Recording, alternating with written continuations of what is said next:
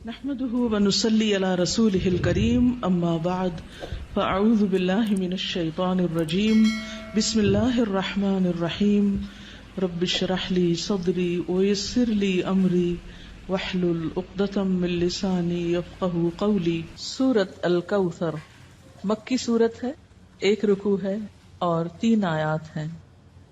اس سورت کا دوسرا نام سورۃ النحر بھی ہے۔ اس کے شان نزول میں ایک روایت آتی ہے، دلائل النبوہ میں ہے کہ جس شخص کی اولاد یعنی بیٹا مر جائے تو عرب اس کو ابتر کہتے تھے۔ ابتر کہتے ہیں جڑ کٹے کو، کہ اس کی نسل ختم ہو گئی۔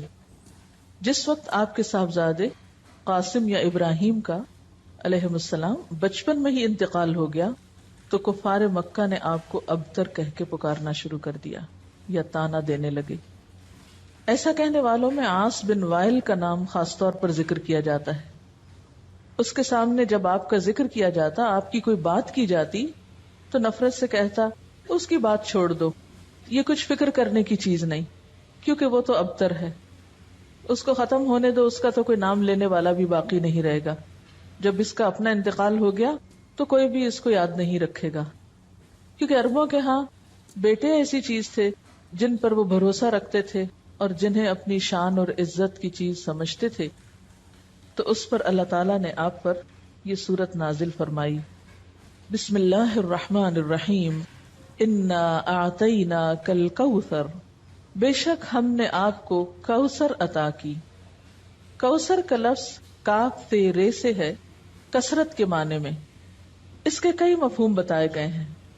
ایک معنی تو اس کا خیر کثیر سے کیا گیا ہے کہ بہت کثرت سے ملنے والی خیر اور بھلائی، کیونکہ کوثر کے لفظ میں بھی مبالغہ پایا جاتا ہے، اس کا لفظی معنی ہی خیر کثیر بنتا ہے، تو بعض نے اس کو لفظی معنی میں لیا ہے۔ پھر اسی طرح اس سے مراد وہ نہر بھی لی گئی ہے جو جنت میں آپ کو عطا کی جائے گی۔ پھر اسی طرح اس سے مراد وہ حوض بھی ہے جس سے آپ اپنی امت کو پانی پلائیں گے۔ ابن کثیر نے کوثر سے مراد خیر کثیر ہی لیا ہے، کیونکہ خیر کثیر میں پھر ساری چیزیں آ جاتی ہیں، وہ جنت کی نہر بھی آ جاتی ہے، حوض کوثر بھی آ جاتا ہے، اور آپ کو جو فتوحات دنیا میں نصیب ہوئیں، اسلام کا بول بالا ہوا، آپ کا مشن آپ کی زندگی میں مکمل ہوا، یہ تمام چیزیں اس ایک لفظ میں شامل ہو جاتی ہیں۔ گویا جتنی نعمتیں آپ کو ملیں ان سب کے لیے ایک جامع لفظ ہے کہ آپ کے دشمن آپ کے بارے میں جو بھی کہیں، لیکن ہم نے آپ کو خیر کثیر عطا کر دی ہے، وہ خیر کثیر جس کا سلسلہ دنیا سے شروع ہو کر آخرت تک جاتا ہے، یعنی صرف آخرت میں نہیں، دنیا میں بھی آپ کو خیر کثیر عطا ہوئی۔ اس کے بارے میں کچھ احادیث بھی ہیں۔ حضرت انس کہتے ہیں کہ ایک روز آپ صلی اللہ علیہ وسلم مسجد میں ہمارے درمیان تھے، اچانک آپ پر ایک قسم کی نیند یا بے ہوشی سی طاری ہوئی، پھر ہنستے ہوئے آپ نے سر مبارک اٹھایا۔ ہم نے پوچھا، اے اللہ کے رسول صلی اللہ علیہ وسلم، آپ کے ہنسنے کا سبب کیا ہے؟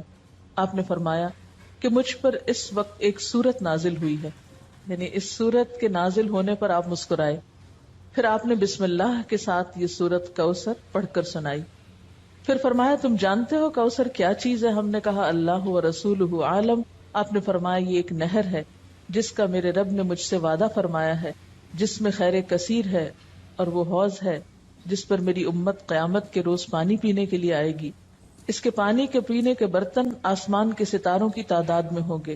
اس وقت بعض لوگوں کو فرشتے حوض سے ہٹا دیں گے تو میں کہوں گا میرے پروردگار یہ تو میری امت ہے۔ اللہ تعالیٰ فرمائے گا آپ نہیں جانتے کہ ان لوگوں نے آپ کے بعد کیسا دین اختیار کیا، یعنی نام آپ کا لیتے تھے لیکن طریقے آپ والے نہیں تھے۔ بہرحال اس نہر کے بارے میں معراج کے واقعے میں بھی کچھ تفصیلات ملتی ہیں۔ بخاری کی روایت ہے، آپ صلی اللہ علیہ وسلم نے معراج کے واقعے میں فرمایا، میں ایک نہر پہ پہنچا جس کے دونوں کناروں پر خولدار موتیوں کے ڈیرے لگے تھے۔ میں نے جبریل سے پوچھا یہ نہر کیا ہے؟ اس نے جواب دیا یہ کوثر ہے۔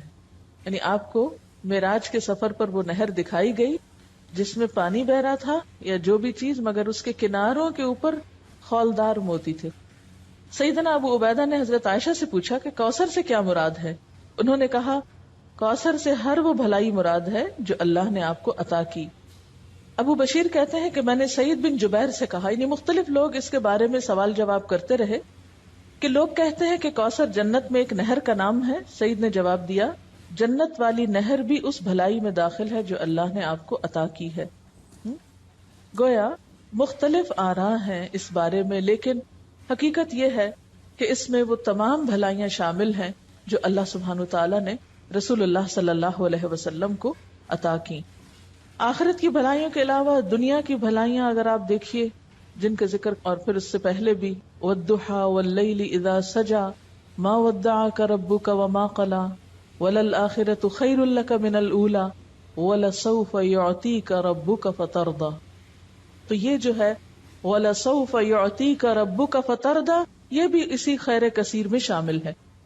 پھر اسی طرح أَلَمْ نَشْرَحْ لَكَ صَدْرَكَ وَوَضَعْنَا عَنْكَ وِزْرَكَ الَّذِي أَنْقَضَ ظَهْرَكَ وَرَفَعْنَا لَكَ ذِكْرَكَ یہ بھی خیر کثیر میں شامل ہے جو آپ صلی اللہ علیہ وسلم کو عطا ہوا. آپ کو قرآن جیسی نعمت دی گئی اور صحابہ کرام جیسے مخلص ترین ساتھی عطا ہوئے جنہوں نے اپنی جانیں قربان کر کے اس مشن کو پروان چڑھایا جو آپ اللہ کی طرف سے لے کر آئے تھے. اب بات یہ ہے کہ جب بھی کسی کو کوئی نعمت ملے تو اسے کیا کرنا چاہیے؟ اس کا حق ادا کرنا چاہیے. اور کسی نعمت کا حق کب ادا ہوتا ہے؟ جب انسان اللہ کی مرضی اور اطاعت کے کام کرتا ہے. اس لیے فرمایا فَصَلِّ لِرَبِّكَ وَانْحَرْ پس نماز پڑھیے اپنے رب کے لیے اور قربانی کیجیے. اس سے ایک بہت بڑے سوال کا جواب ملتا ہے کہ اللہ کا شکر کیسے ادا کیا جائے. آپ کو بھی خیر کثیر مل رہی ہے قرآن کی نعمت، تو اس کے شکرانے کے لیے بھی خاص نوافل پڑھنے ہیں، ٹھیک ہے، اور اس کے ساتھ صدقہ بھی کرنا ہے کیونکہ اسی طرح شکرانہ ادا کیا جاتا ہے. ایک طرف بندہ اللہ کا حق نہ بھولے اور دوسری طرف بندوں کا نہ بھولے. عام طور پر اس موقع پر خوشی منائی جاتی ہے اور پھر خوشی منانے میں سب کچھ اپنے اوپر ہی خرچ کر لیا جاتا ہے. یہ صرف چند ظاہری مخصوص چیزوں سے خوشی منانے کا تصور سامنے آتا ہے، جبکہ خوشی منانے کے کئی طریقے ہیں اور خاص طور پر محروم لوگوں کو ایسے موقعوں پہ یاد رکھنا. مسلمان کی زندگی میں تو جو بھی خوشی کا موقع آتا ہے وہ تنہا نہیں مناتا اس کو. اسی لیے چھوٹی عید و بڑی عید و دونوں میں آپ نمازیں پڑھتے ہیں، ایک میں صدقہ فطر ادا کرتے ہیں، دوسرے میں قربانی کرتے ہیں. اس کے علاوہ بھی جو بن پڑے یتیموں، غریبوں، مسکینوں اور ضرورت مند افراد کو دیتے ہیں. اور یہی اصول رکھیے زندگی بھر، جب بھی کوئی نعمت ملے فَصَلِّ لِرَبِّكَ اپنے رب کے لیے نماز پڑھیے، جھک جائیے، وَانْحَرْ اور قربانی کیجیے. نحر بنیادی طور پر اونٹ کی قربانی کو کہا جاتا ہے، یعنی قربانی ٹھیک ٹھاک قسم کی. اونٹ سب سے بڑا جانور ہے نا، تو اپنی حیثیت کے مطابق جو بھی اللہ توفیق دے. اسی لیے کہا جاتا ہے کہ حضرت عبداللہ بن عمر نے شاید سورۃ البقرہ کے خاتمے پر 7 اونٹ ذبح کیے تھے. عربوں کے ہاں سب سے بڑی دولت اونٹ تھی، ان کی متاع یہی تھی. اور کسی کو آنر دینا ہوتا تو اس کے آنے پر اس کی مہمانی میں اونٹ ذبح کیا کرتے تھے، مرغی بکری نہیں بلکہ اونٹ. تو اسی طرح صدقے کا جو انتہائی تصور ہے، یہ بڑی سے بڑی چیز اللہ کی راہ میں دینا ہے، وہ کیا ہے؟ جو بن پڑے میکسیمم انسان کو دینے میں وہ دے اللہ کے راستے میں. وَانْحَرْ اور قربانی کیجیے، یعنی نحر سے مراد اونٹ کی قربانی. اور اس کا مسنون طریقہ کیا ہے کہ اس کا پاؤں باندھ کر حلقوم میں نیزہ مارا جاتا ہے، کھڑا کر کے اس کو قربان کیا جاتا ہے. اسی سے پتہ چلتا ہے. ویسے تو قربانی کے لیے اور لفظ بھی آتے ہیں نا، لیکن یہاں نحر سے خود بخود واضح ہو رہا ہے کہ یہ اونٹ کی، کیونکہ صرف اونٹ کو اس طرح ذبح کیا جاتا ہے، باقی جانوروں کو لٹا کے ذبح کیا جاتا ہے. اور ویسے بھی آپ صلی اللہ علیہ وسلم کو حکم تھا قل ان صلاتي ونسكي ومحياي ومماتي لله رب العالمین. تو فصل لربك دکھاوے کی نماز نہیں، وہ جو پچھلی صورت میں آئی ہے الذین هم یراؤون ویمنعون الماعون. ایک تو اپنے اندر کے حرص اور بخل ختم کرنے ہیں، اور دوسری طرف دکھاوے کی نماز نہیں، فصل لربک کرنی ہے، ونحر اور قربانی بھی اپنے رب کے لیے کرنی ہے. نتیجہ کیا نکلے گا؟ ان شانئک ھو الابتر دشمنوں کو اللہ خود سنبھال لے گا، برا چاہنے والے خود مصیبت میں گرفتار ہو جائیں گے. عموماً کیا ہوتا ہے جب انسان کو نعمت ملتی تو ساتھ ہی حاسد بھی پیدا ہو جاتے ہیں نا، ساتھ ہی جیلسیز شروع ہو جاتی ہیں، خواہ دین کی نعمت ملے یا دنیا کی ملے. یہ ایک انڈرسٹوڈ سی بات ہے. تو آپ صلی اللہ علیہ وسلم صادق اور امین تھے، لوگوں کی آنکھوں کا تارا تھے. جب سے آپ کو نبوت ملی ابو جہل ابو لہب ناراض ہو گئے، ساری حمایتوں سے دستکش ہو گئے، اپنے ہی خاندان کے لوگ مخالف اور دشمن ہو گئے، ادھر اہل کتاب دشمن بن گئے. ہاں ان کو کیا ہوا؟ وہ تو اتنے انتظار میں تھے، ان کو بھی حسد مار گیا کہ ہمارے قبیلے سے کیوں نہیں آئے، ہمارے بنی اسرائیل میں سے کیوں نہیں آپ نکلے. تو یہ شیطان انسان کو چھوٹی چھوٹی چیزوں میں آ کے الجھا دیتا ہے، معمولی معمولی چیزوں کو انا کا مسئلہ بنا کر انسان کو حق سے دور کر دیتا ہے. تو ایسے موقعوں پر انسان کو پرواہ نہیں کرنی چاہیے. اللہ جو بھی نعمت عطا کرے خیر کثیر پھر دین ہی کے کانٹیکسٹ میں ہے، کیونکہ آپ صلی اللہ علیہ وسلم کو تو سب سے بڑا انعام خاتم النبیین ہونے کا آنر ملا تھا، اور آپ پر دین مکمل ہوا تھا، سب سے بہترین کتاب آپ پر اتاری گئی تھی. تو یہ سب کچھ خیر کثیر میں آتا ہے، آپ کے آنر میں یہ سب کچھ. تو آپ کو ان سب چیزوں کا شکرانہ ادا کرنے کے لیے نماز اور قربانی کی طرف متوجہ کیا جا رہا ہے، اور دشمنوں کے حسد سے بچنے کا بھی بہترین طریقہ ہے. جہاں دیکھیں کوئی شخص بہت مخالفت کر رہا ہے اور مخالفت کی وجہ آپ کو پتہ چل رہی ہے کہ حسد ہے، کچھ بھی نہیں اور وجہ کوئی دلیل نہیں، اس کے پاس صرف جیلس ہے، تو ایسی صورت میں کیا کریں؟ 2 نفل پڑھ کے اللہ سے مدد مانگے، کسی قسم کی پریشانی کی ضرورت نہیں، اللہ کے حضور جھک جائیں، دعا کریں. نمبر 2 صدقہ خیرات کریں. یہ 2 طریقے دنیا میں انسان کو پروٹیکٹ کرتے ہیں. وَاسْتَعِینُوا بِالصَّبْرِ وَالصَّلَاةِ، اور دوسری طرف صدقہ اللہ کے غضب کو ٹھنڈا کرتا ہے اور انسان کو آفات سے بچاتا ہے. اور نماز کے اندر پھر دعا بھی شامل ہے. ادھر سے مصیبت اتر رہی ہوتی ہے، ادھر سے دعا اٹھ رہی ہوتی ہے، جو بھاری ہو وہ دوسرے پہ غالب آ جاتی ہے. فرمایا ان شانئک ھو الابتر، تیرا دشمن جڑ کٹا ہو جائے گا، اس کا کوئی نام لیوا باقی نہ رہے گا. شانئ کہتے ہیں بغض رکھنے والے دشمن کو، عیب لگانے والے کو. شنآن قوم پیچھے لفظ آپ پڑھ چکے ہیں، اسی روٹ سے ہے. ایسا دشمن جو بدخواہ بھی ہو اور کینہ پرور بھی ہو، عداوت بھی رکھتا ہو، بغض بھی رکھتا ہو. اور یہ دشمنی کا تیسرا اور انتہائی درجہ ہوتا ہے. قریش مکہ آپ کے ایسے ہی دشمن بن گئے تھے، تو اس لیے آپ صلی اللہ علیہ وسلم کو تسلی دی جا رہی ہے آپ کا نام بلند رہے گا، وَرَفَعْنَا لَكَ ذِكْرَكَ، اور آپ کے دشمن جڑ کٹے ہو جائیں گے. اور یہ حقیقت آج دیکھیں ہر نماز میں، ہر اذان میں، دنیا کے اربوں خربوں مسلمان دن میں کئی دفعہ آپ کا نام سنتے ہیں، پڑھتے ہیں، درود شریف پڑھتے ہیں آپ پر. ایک دن میں پوری دنیا کے مسلمانوں کے درود شریف کو آپ جمع کر لیں، اگر ویسے بھول بھی جائیں تو نمازوں میں ہی جو درود شریف ہے تو کتنا آپ کا نام لیا جاتا ہے، کتنا آپ کا ذکر خیر کیا جاتا ہے، کیسی کیسی آپ کی تعریف ہوتی ہے. اور یہ سلسلہ قیامت تک چلتا ہی جائے گا، بڑھتا ہی جائے گا. یعنی آپ کے دور میں جتنے لوگ آپ کا نام لینے والے تھے اس سے اب تعداد میں کتنے زیادہ ہیں جو آپ کا نام لینے والے ہیں. اور پھر قیامت کے دن بھی اللہ تعالیٰ آپ کو مقام محمود عطا کرے گا، جب ساری مخلوق کی زبان پہ آپ کی تعریف جاری ہو جائے گی. اور آپ کے دشمنوں کو کیا ہاتھ آیا؟ جب تک تاریخ کی کتاب اٹھا کے نہ دیکھیں نہیں پتا چلتا عاص بن وائل کون ہے، نہیں پتا چلتا ابو جہل کا نام کیا تھا اور ابو لہب کا نام کیا تھا اور وہ کیا کرتے تھے اور ان کا کیا معاملہ اور قصہ تھا، عام لوگوں کو نہیں پتا. اور اس کے مقابلے میں آپ صلی اللہ علیہ وسلم کا نام ہمیشہ کے لیے بلند ہو گیا.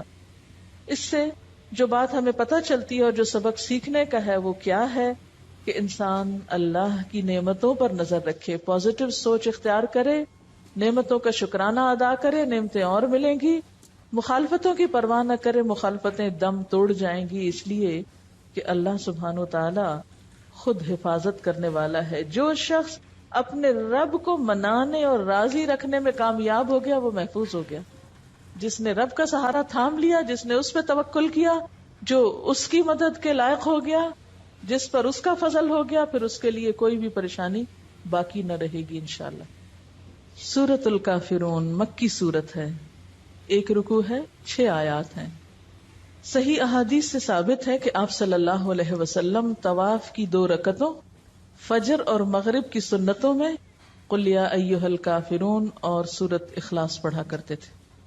اسی طرح آپ صلی اللہ علیہ وسلم نے بعض صحابہ کرام کو فرمایا کہ رات کو سوتے وقت یہ سورت پڑھ کر سو گے تو شرک سے بری قرار پاؤ گے. تو رات کو جہاں بسمک اللہم اموت و احیا پڑھتے ہیں وہاں اس سورت کو بھی پڑھا کریں. بعض روایات میں آپ کا عمل بھی بتلایا گیا ہے، یعنی آپ صلی اللہ علیہ وسلم کے پڑھنے کا طریقہ بھی پتہ چلتا ہے. حضرت عائشہ فرماتی ہیں کہ آپ صلی اللہ علیہ وسلم نے فرمایا کہ فجر کی سنتوں میں پڑھنے کے لیے 2 صورتیں بہتر ہیں، سورت کافرون اور سورت اخلاص۔ بعض صحابہ نے آپ صلی اللہ علیہ وسلم سے عرض کیا کہ ہمیں کوئی دعا بتا دیجئے جو ہم سونے سے پہلے پڑھا کریں۔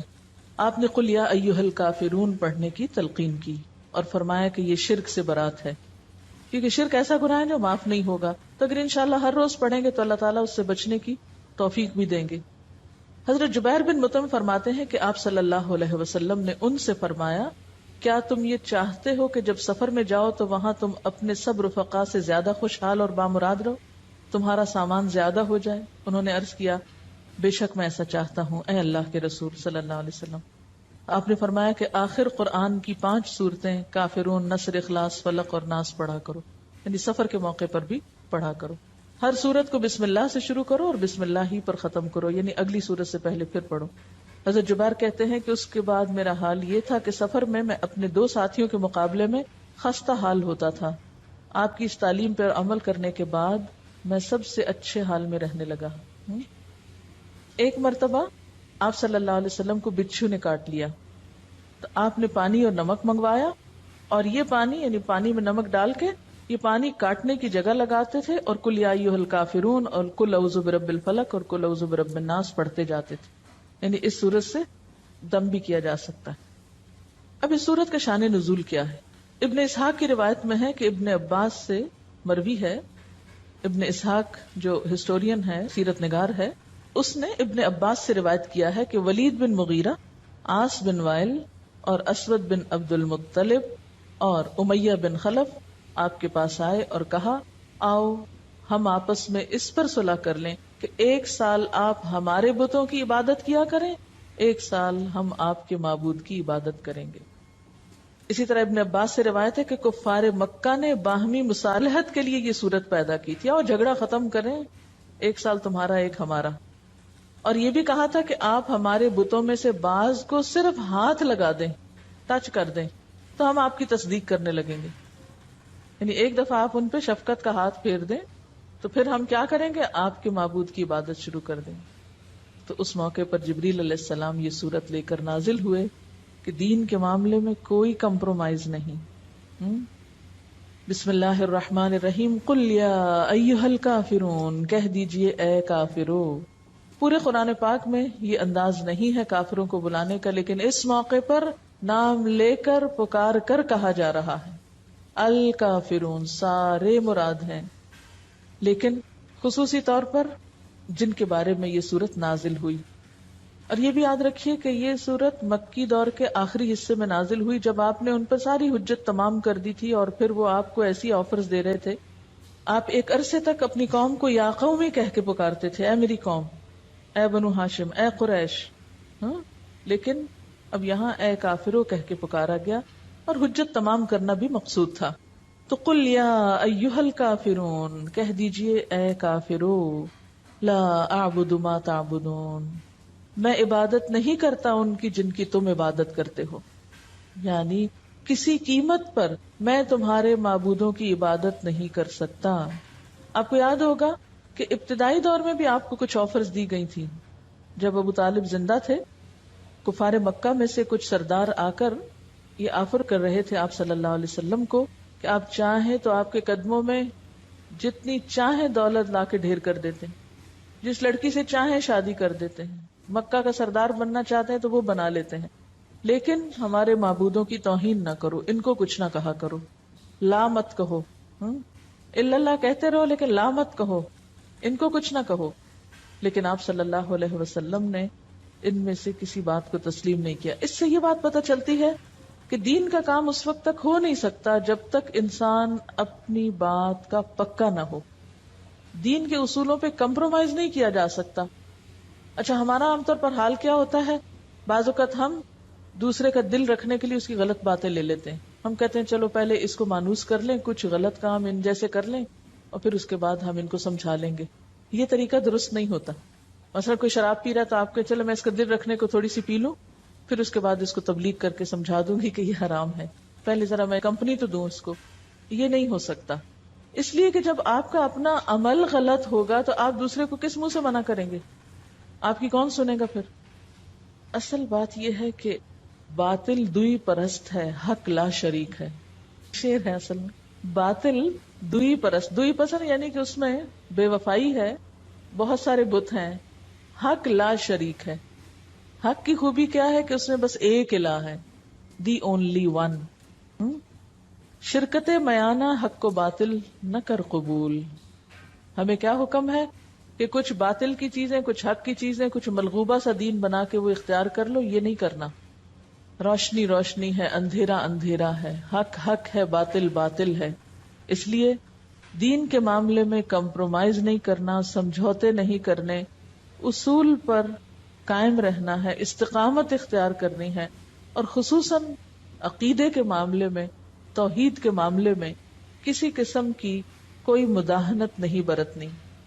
قل یا ایھا الکافرون لا اعبد ما تعبدون، میں نہیں عبادت کرتا جن کی تم عبادت کرتے ہو. ولا انتم عابدون ما اعبد، اور نہ تم عبادت کرنے والے ہو جس کی میں عبادت کرتا ہوں. ولا انا، اور نہ میں، عابدن عبادت کرنے والا ہوں، ما عبدتم جن کی تم نے عبادت کی. اب دیکھیے یہاں ایک دفعہ مضارع کا صیغہ ہے اور دوسری دفعہ فاعل کے وزن پر آ رہا ہے. ایک دفعہ عابدو ہے، دوسری دفعہ عابدن ہے. یعنی نہ کی ہے، نہ کروں گا، اور نہ کرنے والا ہوں. مجھ سے تم پوری طرح مایوس ہو جاؤ، یہ نہیں ہو سکتا. یعنی ایک ہی بات کو مختلف انداز میں کہا گیا ہے، مختلف پیرایوں میں بیان کیا گیا ہے کہ ہر طرح کا شک دور کر لو. کسی بھی شکل میں، کسی بھی طور پر کوئی کمپرومائز نہیں ہو سکتا. ولا انا عابد ما عبدتم ولا انتم عابدون ما اعبد، اور نہ تم عبادت کرنے والے ہو جس کی میں عبادت کرتا ہوں. لکم دینکم ولی دین، تمہارے لیے تمہارا دین اور میرے لیے میرا دین. جیسے ایک اور جگہ پر آتا ہے نا، لنا اعمالنا ولکم اعمالکم، کیونکہ یہ دو راستے اکٹھے نہیں ہو سکتے، ایک جیسے نہیں. یہ دو نظریے جمع نہیں ہو سکتے. وما امروا الا ليعبدوا الله مخلصین لہ الدین، وہاں تو اللہ کے سوا کسی کی عبادت کا بھی حکم نہیں، خواہ وہ ریاکاری ہی کی قسم کیوں نہ ہو. اس لیے کہ دونوں کی سوچ فرق، دونوں کا طرز زندگی فرق اور دونوں کا انجام فرق. یہ کہاں اکٹھے ہو سکتے ہیں؟ یہ تو زمین اور آسمان ہے، یہ تو مشرق و مغرب جتنی دوری رکھتے ہیں آپس میں. دونوں ایک دوسرے کے بالکل اپوزٹ ہیں. بسم اللہ الرحمن الرحیم. قل یا ایھا الکافرون لا اعبد ما تعبدون ولا انتم عابدون ما اعبد ولا انا عابد ما عبدتم ولا انتم عابدون ما اعبد لکم دینکم ولی دین. پاک اور ناپاک ایک جیسے نہیں ہوتے، مسلم اور مجرم فرق ہوتے ہیں. دین پڑھے ہوئے اور نہ پڑھے ہوئوں کی زندگی مختلف ہوا کرتی ہے. جاننے والے اور نہ جاننے والے برابر نہیں ہوتے. نیکی اور برائی ایک نہیں ہوتی. افنجعل المسلمین کالمجرمین ما لکم کیف تحکمون. اس لیے قرآن پڑھنے کے بعد وہ میزان ہاتھ آتی ہے، وہ معیار ہاتھ آتا ہے جو نہ پڑھنے والوں کے پاس نہیں ہوتا. اس لیے عقائد میں، عبادات میں، اخلاق میں، معاملات میں لازمی طور پہ فرق آنا چاہیے، اور اگر فرق نہیں آیا تو گویا کچھ بھی نہیں پڑھا. اللہ اکبر اللہ اکبر لا الہ الا اللہ واللہ اکبر اللہ اکبر وللہ الحمد. سورۃ النصر مدنی سورت ہے، ایک رکوع ہے، 3 آیات ہیں. نزول کے اعتبار سے یہ آخری سورت ہے، یعنی مکمل سورت کے اعتبار سے. جس وقت یہ نازل ہوئی تو بعض صحابہ سمجھ گئے کہ اب آپ صلی اللہ علیہ وسلم کا آخری وقت آ گیا ہے، اسی لیے آپ کو پھر تسبیح و تحمید اور استغفار کا حکم دیا گیا، جیسے ابن عباس نے روایت کیا ہے. اذا جاء نصر اللہ والفتح، جب اللہ کی مدد آ گئی اور فتح نصیب ہو گئی. اللہ کی مدد کا کیا مطلب ہے؟ اسلام کا کفر پہ غلبہ، مسلمانوں کا کلچر عام ہونا. اور والفتح، فتح سے مراد یہاں فتح مکہ ہے، وہ شہر جو آپ کا مولد و مسکن تھا، لیکن کافروں نے آپ کو اور صحابہ کرام کو وہاں سے ہجرت پر مجبور کر دیا. چنانچہ 8 ہجری میں جب مکہ فتح ہو گیا تو لوگ جوق در جوق مسلمان ہونے لگے، فوج در فوج مسلمان ہونے لگے. اس سے قبل 1-2 لوگ مسلمان ہوا کرتے تھے، گروپس میں لوگ مسلمان نہیں ہوئے تھے. فتح مکہ سے لوگوں پہ یہ بات واضح ہو گئی کہ آپ اللہ کے سچے پیغمبر ہیں اور دین اسلام سچا دین ہے جس کے بغیر اب نجات ممکن نہیں، نہ دنیا میں نہ آخرت میں. اس لیے اذا جاء نصر اللہ والفتح، جب اللہ کی مدد آ گئی اور فتح نصیب ہو گئی، جس کا ذکر پیچھے کیا گیا تھا. وَأُخْرَى تُحِبُّونَهَا نَصْرٌ مِّنَ اللَّهِ وَفَتْحٌ قَرِيبٌ، جس فتح قریب کا وعدہ کیا گیا تھا وہ فتح مبین، فتح مکہ کی شکل میں نصیب ہو گئی. وَرَأَيْتَ النَّاسَ يَدْخُلُونَ فِي دِينِ اللَّهِ أَفْوَاجًا، اور تم نے دیکھا لوگوں کو کہ اللہ کے دین میں فوج در فوج داخل ہونے لگے، یعنی بہت بڑی تعداد لوگوں کی مسلمان ہو گئی. کہتے ہیں کہ صرف یمن سے 700 لوگ مسلمان ہو کے آپ کے پاس پہنچے. اتنی بڑی بڑی تعداد میں اکٹھے مسلمان ہوئے جو راستے میں اذانیں دیتے ہوئے اور قرآن پڑھتے ہوئے آ رہے تھے، یعنی اسلام میں داخل ہونے کے بعد. تو ایسی نعمت جب نصیب ہو فسبح بحمد ربک، تو تسبیح کرو اپنے رب کی حمد کے ساتھ. یعنی اب فریضہ رسالت دین ادا ہو گیا، جو ذمہ داری تھی پوری ہو گئی، لہٰذا اب اللہ کی تعریف اور پاکی بیان کی جائے. واستغفر، اور خوب استغفار کی جائے. انہ کان توابا، بے شک وہ توبہ قبول کرنے والا ہے. کہتے ہیں کہ اس سورت کے نازل ہونے کے بعد آپ صلی اللہ علیہ وسلم جب کوئی نماز پڑھتے تو یہ دعا کرتے، سبحانک ربنا وبحمدک اللہم اغفر لی، یعنی استغفار اور تسبیح دونوں کو ملا کر پڑھا کرتے تھے، خصوصاً سجدے میں. یہ سجدے کی دعا بھی ہے نا. اور اس کے علاوہ اٹھتے بیٹھتے آتے جاتے یہ دعا پڑھتے تھے، سبحان اللہ وبحمدہ استغفر اللہ واتوب الیہ. اور پھر حضرت ابو ہریرہ فرماتے ہیں کہ اس سورت کے نزول کے بعد آپ نے عبادت میں بڑا مجاہدہ فرمایا، یہاں تک کہ آپ کے پاؤں سوج جایا کرتے تھے. جیسے پیچھے بھی آپ کو کہا گیا تھا نا کہ وَإِذَا فَرَغْتَ فَانْصَبْ وَإِلَىٰ رَبِّكَ فَارْغَب، جب آپ اس کام سے فارغ ہوئے، اپنی ذمہ داری پوری کر لی، تو آپ پھر اپنے آپ کو عبادت کے لیے تھکاتے تھے. سبحانک اللہم وبحمدک اشہد ان لا الہ الا انت استغفرک واتوب الیک. السلام علیکم ورحمۃ اللہ وبرکاتہ.